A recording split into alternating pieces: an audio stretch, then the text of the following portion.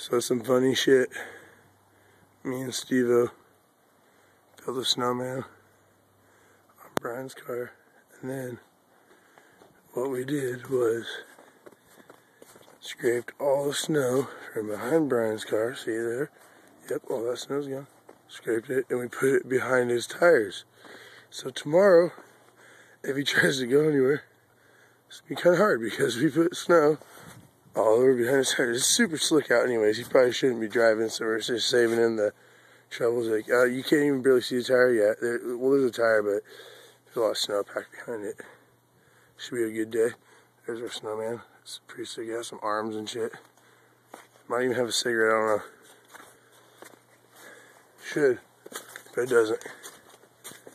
So, tomorrow, I can't wait. I almost want to make sure I stay awake, but I'm going to go sleep and see what happens.